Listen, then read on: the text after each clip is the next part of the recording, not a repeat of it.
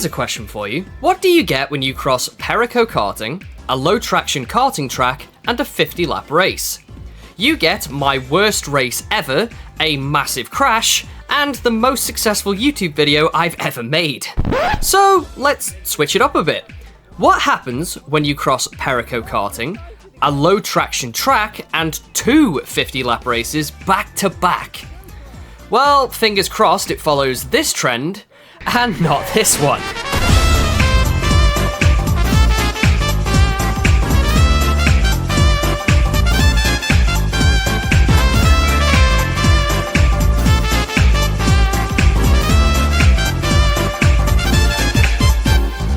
So I'm actually at TeamSport Bristol today of all places, thanks to this handsome fella here who organised transportation and a place to stay, so a million thanks to him. A lot of people from the Leicester race have actually shown up today as well, so that should be fun. Now I'm quickly going to run you through the track layout before we get started. So right off the line, we're going to veer over to the right here and set up a nice entry for this left-hander here, which in turn leads up to a rather deceptive-looking double apex chicane hybrid, which is fun. Then we're going to quickly veer over to the right, and then that leads to a right-hand hairpin taking us to an up-ramp. At the top of the up-ramp is a big sweeping right turn, followed by another sharp right, which in turn leads us to my favourite part of the track, the double hairpins. These lead you to the down ramp, which takes you to the right and into a massive sweeping turn where traction is considered contraband. If you manage to survive that one, it's a straight dash to the line. Now, the staff at Bristol were particularly eager to please, and thus gave us the option to convert 5 laps of our 50-lap races into mini qualifying sessions, which is the best idea ever, and TeamSport really should start doing this as standard. This is where I got to grips with the track, or rather, the lack of grips. Leave me alone, it was 3 in the morning when I wrote that line. Regardless, for the first race, I managed to qualify P3, but I've got some experienced drivers in front of me and behind me, so the only way we're going to find out how I do is to grid up and get started.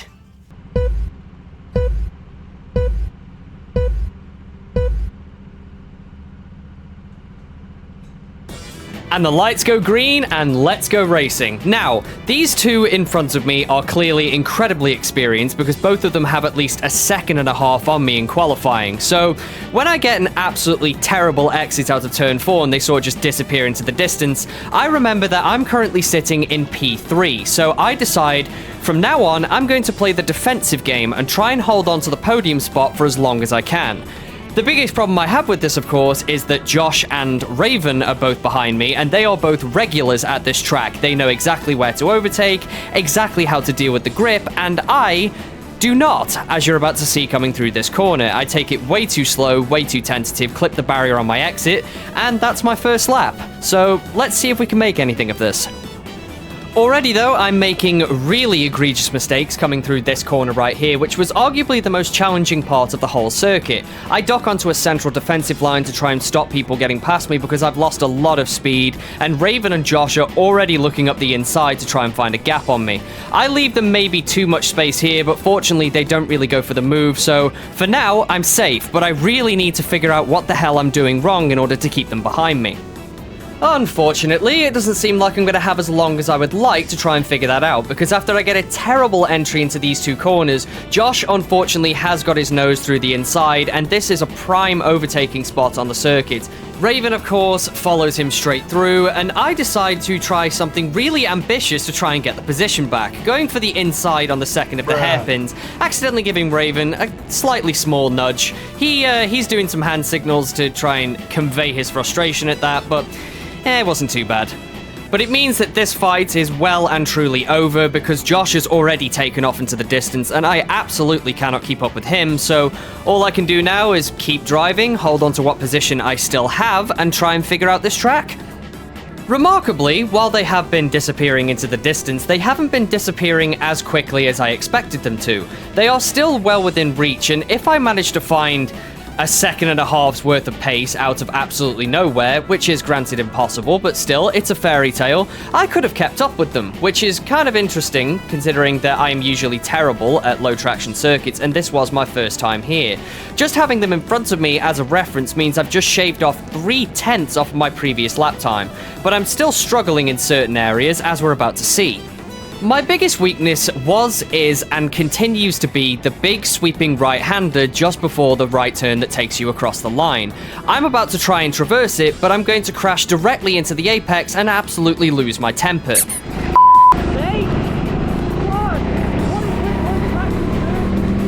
Yeah, I have historically had a problem with these kinds of circuits, but fortunately, this one isn't going to be one that I put into the I hate for a million years logbook, because now it's time to actually do some racing, because, you know, right, that's what you came here for. Overtakes? So we're going to catch up to a pack of back markers, and I'll get right back to you.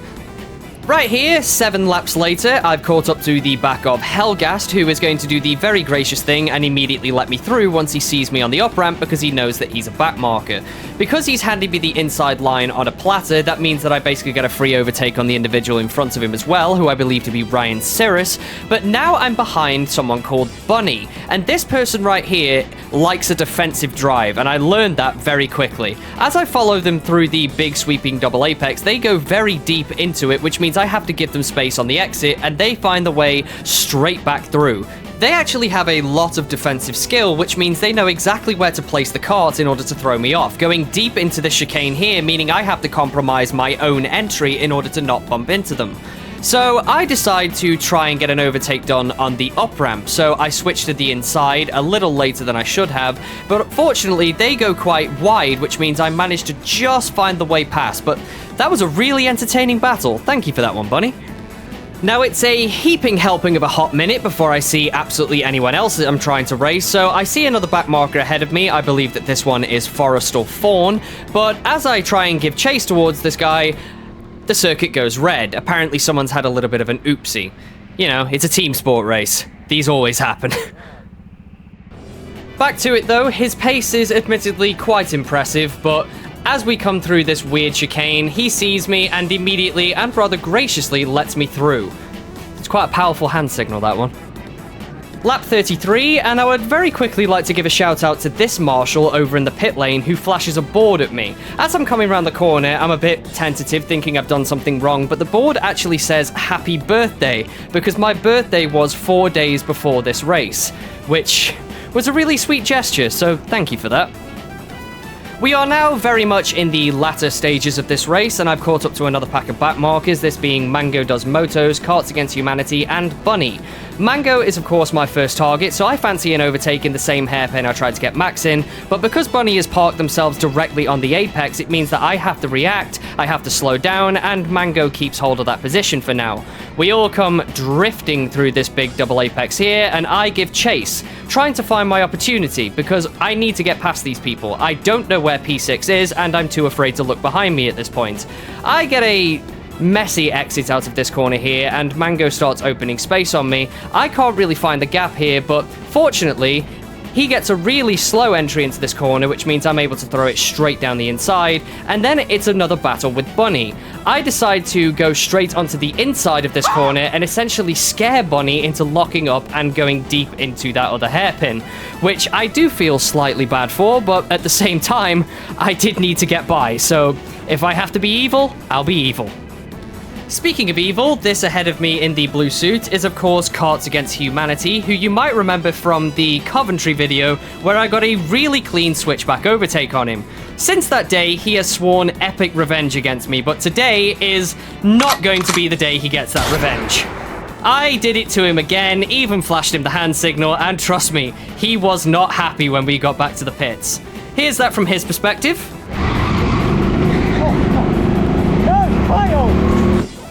Now, this is one of the more surprising instances of people I've managed to lap in this race, because this is Nathan, and Nathan is a decidedly quick person, but maybe he's had a bum car, maybe he's been struggling to get to grips with the traction, but I've managed to actually lap him in this race, which I'm quite proud of, because he's normally really, really quick. However, everything has gone yellow for the moment. I'm not entirely sure what's happened, but we'll get to running back in just a second.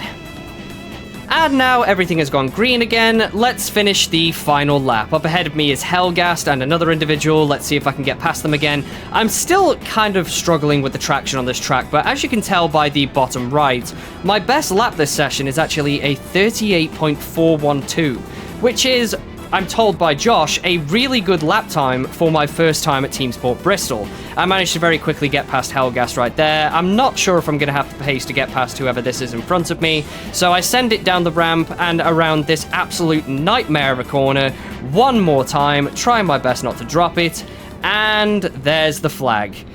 Honestly, this has been a pretty fun race, and the fact that there's another one immediately after this means that this has essentially been one massive practice session, and I'm really hoping that I can bring the fight in the next race. But before we can start the next race, it's time to pull into the pits and have a chat with the others. Oh, God. Ryan's coming to kill me. You what? Ryan's coming to kill me. Connor's coming to kill me. I did the hang loose on him again. I did it again. I did it again. I don't want to let this slide, but I might have to. Thanks. I think I got P2. I tried so hard to defend against you and I just couldn't. I was just opening doors for everyone. I told you it's an ice rink downstairs. I was starting to pick it up towards the end. Yeah. I want to see what my lap times were because I feel like I was genuinely getting quick. You were quite disappointed to see me. Yeah, I just kept opening doors. Like I was opening doors for Mango, I opened the door for Connor. I opened the door for your mum if she wanted to come in as well. So, that's the first race. And so far, what I've learned is that low traction tracks are still a weak area for me. However, as Josh was quick to tell me, breaking into the 38s on my first visit here is apparently quite impressive, so I'll take it. I'll take whatever I can get at this point. The first race served as the perfect practice opportunity to figure out how to minimize my time on the lower floor so that I could get to racing and making moves on the top floor, which had a lot more traction. And now it's time to put that practice to the test, because we've got another race with another qualifying session, where in this one I only managed to qualify P4, just behind Josh. But I'm on the inside line for the next corner. So, my game plan consists of just 2 steps. Step 1, jump Josh off of the line. Step 2, Alonso Hungary 2021 intensifies. Let's see if it pans out that way, shall we?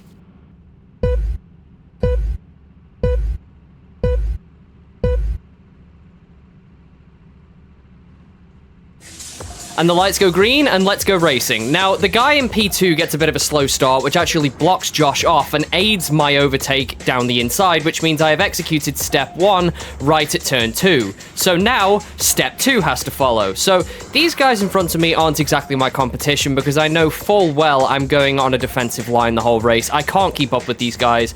They are way faster than me. On the outlap, I do my best to stick to a regular racing line, though, to try and build up as much speed as I can, because going defensive way too early means I'll probably accidentally open a door. So I try and stick to the lines that I'm trying to remember from the race before, but this corner here is still causing me grief, and this is one hell of a slow lap, but it's fine. It's the first one. It doesn't matter. Remarkably, on lap 2, because these two are battling so much, I actually start gaining on them exponentially, which gives me a massive dash of false confidence as I come through these 2 hairpins. But I'm about to be shown a massive reality check as we come through this big sweeping right, because they've got the traction down to a T, and I don't. They immediately start pulling away into the distance, and I concede that yes, this is in fact going to be a defensive race to lock out the podium. So I come drifting around this corner, and at this point, Josh is right behind me. I need to watch my lines carefully. I'm already aiming towards the middle of the track, slow entries into the corner. I'm very far away from the barrier here. I'm keeping an eye out for him, but he's not quite in a position to attack me yet, so I can go a little wider than the average defensive line that I take for the rest of the race. So all I'm doing now is holding steady, building up speed, trying to keep up with the guys in front of me, but honestly, it's not going to last. Now, at this point of the race, he's started to get a lot closer, so you'll notice that my lines have started to get more central to the track, covering both the inside and the outside while trying to preserve as much speed as I can. I judge that I can get some decent entry speed through here because I don't have to go as defensive as I originally thought, so that means I'm able to continue my speed and keep this position. But I am constantly staying vigilant because I know that I'm going to keep messing up this corner, and this is where he's going to gain on me. Now, you're probably wondering, if the battle's behind me, why am I not using any footage that the guy behind me has captured, which would have been the normal thing to do?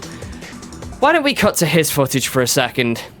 Yes, what you are currently watching is Josh's scrotum, because his mount decided to fail halfway through the race and it has decided to point down. He has also decided to set the camera up in a way that is absolutely allergic to all lighting, which means his footage was completely unusable. Trust me, I'm working with what I've got. It's okay though, just because his plums got more screen time than he did in his own footage doesn't mean that that's going to be the case with mine, because I mess up terribly through that corner and already he's looking for the attack. But I just managed to close him out in this instance, but now I'm under serious pressure because it means every single mistake I make is absolutely going to be met with some kind of retribution. He wants this podium and he will not give up until he has it. I'm trying to slow him down through these corners here. I'm going central to my line again, keeping an eye out for him, trying not to leave the door too open to carry speed through this corner here, but I'm still trying to find that delicate balance between fast and defensive in order to make sure that I'm still getting good lap times while I'm holding him behind me. This is where things get complicated though, because this is the first back marker of the race. You'll notice it's only lap 9. I genuinely was not expecting to catch up to any back marker this quickly. So I need to make sure that I'm trying to find an opportunity to get past this person while not giving Josh an opportunity to get past me. This guy's kind of drifting through the corners, so I do what I do best and immediately throw it down the inside of the hairpin to the up ramp, accidentally brake checking Josh in the process. I do apologize for that, but I had to do what I had to do, and I'm still ahead and I've got past the first back marker of the race. Now it's right here, while I'm tailing Marshall, that I figure out one of my key defensive moves. I get a terrible entry through this corner, so I immediately go on the defensive, but I figure out if I cut it nice and close to here and then brake at this point, I can carry a lot of speed while leaving absolutely no space for anyone to throw a move down the inside. This is going to be instrumental to keeping Josh behind me. What isn't helping matters though is having to slow down to make room for Marshall, who's also clearly struggling with this corner right here. But what certainly isn't going to help matters is when the guy in front of Marshall absolutely loses it in this corner here and we have a little bit of a scuffle. Fortunately, I managed to find my way by and Marshall decides to slow right the way down to let me by, even though I'm trying not to overtake him on the yellows, but at this point he's kind of giving me no choice to, so I just drive on through and carry on my merry way. Now, if I had a quid for every time I found myself behind a pack of back markers while going up a ramp, I would have, admittedly, more money than I would like, because I'm in that exact same situation again. I decide to throw it down the inside on one of them from an incredible distance, and then cut to the inside to overtake the other on these hairpins right here, and now I'm chasing after who I believe to be Ryan CIRRUS, and another individual who's going to cause him some serious grief. Just you wait. I actually have a rather amusing interaction with him as we're coming towards this corner because he very clearly waves me through, but I enter the apex way too hot, absolutely drop it, and basically just open the gap straight back up again. So that was a waste of time. I check my left and right to make sure Josh doesn't capitalize on that, and I give chase on these two because Ryan's about to try and make a move, but, well, it's not exactly going to go to plan, as we see. So he gets the inside line coming through this big sweeping double apex, but then all of a sudden decides to pull out of it again. He then gets the inside line coming through this double apex again, and then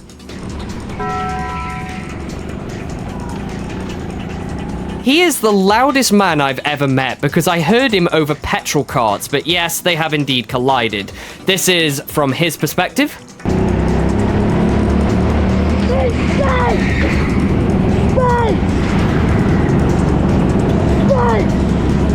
Yeesh, he is not a happy bunny, but that's the kind of losing temper that I can kind of relate to. Unfortunately, his little incident there has really left me in a bit of a precarious situation with this individual in front of me who's kind of weaving all around the place. I get an overtake done, but my entry into this corner is really slow, and that's Josh's nose directly next to me. Fortunately, I just get just that little bit better of an exit in order to stay ahead, which means I don't concede a position right there, but man, that got close. Josh is about to get a lot more tenacious though, because I leave him the ever so slightly small gap in order to get through here, and we actually come side by side on this corner exit. However, he decides to back out here because he's got experience of this track and he knows that this is a hotbed for incidents. So fortunately, I managed to luck out there and hold on to P3 for now. Compounding my concern, I come through this hairpin here, take a quick glance behind me, and I see an absolute train of karts following me through. This is kind of high pressure, I'll be honest, when you're fighting for position and you've got this many karts capitalizing on every mistake you make. Here's what it looks like when I came through the pit straight, captured by Becca on her phone. It's one hell of a shot, but it really captures, frankly, how much pressure I'm under right now. 6 agonizing laps of defending against Josh later. Someone drops it on that hairpin, and I managed to get past them nice and clean. The flags go green quickly enough, which means I need to get past this guy in front of me, but I somehow get a much better entry through this corner here, even though I'm trying to stay as defensive as I can, so I just throw it straight by.